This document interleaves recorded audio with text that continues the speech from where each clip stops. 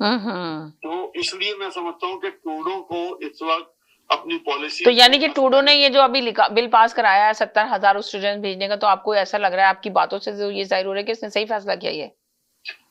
دیکھیں یہ بہت آخری سٹیج میں فیصلے ہوئے ہیں. جس طریقے سے انہوں نے انلمیٹڈ آور کو کنٹرول کر کے وہ 25 گھنٹے پہ لے آئے ہفتے کے، کہ ہفتے میں 25 گھنٹے کام کر سکتے ہیں. تو یہ اکنامی اتنی جلدی بہتر نہیں ہو سکے گی. اب آپ نے ایک ساتھ 65,000 آدمیوں کو نکالنے کا انہوں نے آپ نے کہہ دیا، تو وہ بھی آپ کے خلاف امپیکٹ جائے گا، آپ کے فیور میں نہیں جائے گا وہ اس وقت. لیکن کیونکہ اگر آپ کو ان دا انٹرسٹ آف کنٹری اگر آپ دیکھیں تو وہ صحیح فیصلہ ہے. لیکن اگر انڈیویجول اور ہر فیملی کے حساب سے دیکھا جائے تو ان کے لیے زیادتی والی بات ہے کہ آپ نے ایک دفعہ ان کو بلایا اسٹوڈنٹ پہ، جو آپ کی پالیسی تھی، امیگریشن پالیسی تھی کہ آپ یہاں پہ اسٹوڈنٹ بن کے آئیں گے، تعلیم مکمل کریں گے، اس کے بعد اتنے عرصے تک سسٹم میں آپ یہاں پہ جاب کریں گے اور اس کے بعد آپ ورک پرمٹ ملے گا اور آپ کو PR کارڈ کے لیے ایلیجیبل ہو جائیں گے. تو یہ پالیسیاں اتنی جلدی تبدیل نہیں ہوتی کسی ملکوں میں. آپ کے غلط فیصلوں کی وجہ سے آپ نے آگے پیچھے کر کے پالیسیز کو اوپر نیچے کیا، تو لازمی بات ہے اس کے ذریعے وہ 65 یا 70,000 اسٹوڈنٹ جو ہیں وہ متاثر ہوں گے نا اس کے ذریعے.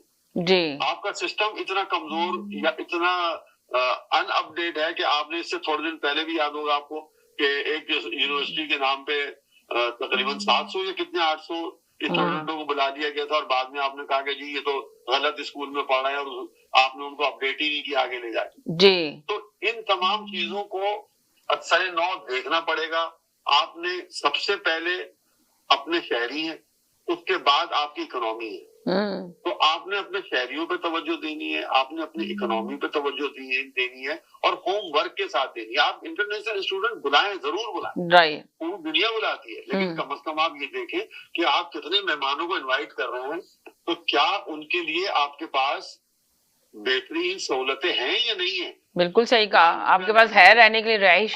آپ کے پاس رہائش کا انتظام ہے یا نہیں ہے. اور پھر ان اسکولوں کا معیار آپ یہ دیکھیں کہ میں آپ کو پریکٹیکلی بتا رہا ہوں کہ ایک صاحب نے 5 اسکول کھولے ہوئے تھے، 5 اسکول، اور سب کے سب پرانے جو انڈسٹریل یونٹ تھے ان کو انہوں نے رینوویٹ آگے پیچھے کر کے، اور یہیں سے لوکل لوگوں کو لے کے ان کو انہوں نے پڑھانا شروع کیا. اور ان 5 اسکولوں میں انہوں نے یہاں تک کیا تھا کہ ان کے کھانے پینے کا انتظام بھی وہ خود پرووائڈ کرتے تھے، تو ان کا کیٹرنگ کا بھی کاروبار چل رہا تھا اس کے ساتھ ساتھ. آپ نے اس پہ بھی پابند کر دیا تھا کہ کھانا بھی آپ اسکول کے فلاں کانٹریکٹر سے ہی لیں گے. اچھا، اس کا نتیجہ کیا ہوا کہ اتنی بڑی تعداد کے اندر آپ کے پاس اسٹوڈنٹ آ گئے کہ کچھ علاقوں کے اندر لا کنٹرول، قانون نافذ کرنے والے اداروں کو بھی پریشانیوں کا سامنا کرنے پڑ رہا تھا.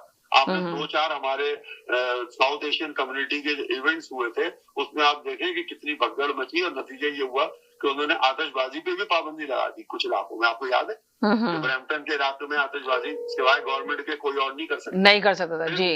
پھر پارکنگ ایریوں میں جا کے پوری رات وہاں دیکھیں ہلہ گلا، شرابہ، مار پیٹ، اور اس کے نتیجے میں آپ یہ بھی دیکھیں کہ جو ہمارا کرائم ریٹ تھا جو کچھ علاقوں کا، خاص کر پیل ریجن کا، کاربو ریجن کا، یہ بھی انفارچونیٹلی ہائی ہو گیا، بڑھ گیا. اور جب اس میں گرفتاریاں دیکھنے میں آئیں، جب گرفتاریاں ہوئی تو ایک بڑی تعداد ان اسٹوڈنٹس کے اندر پائی گئی.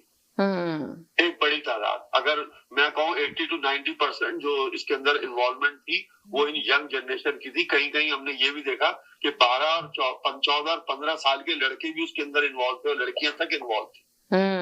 بالکل صحیح کہا آپ نے، یہ بات حقیقت ہے. جی. یہ چیزیں جو ہے نا وہ میرے خیال سے اس وقت ٹروڈو کے خلاف جائیں گی، اور ان کے لیے الیکشن میں ان تمام چیزوں کو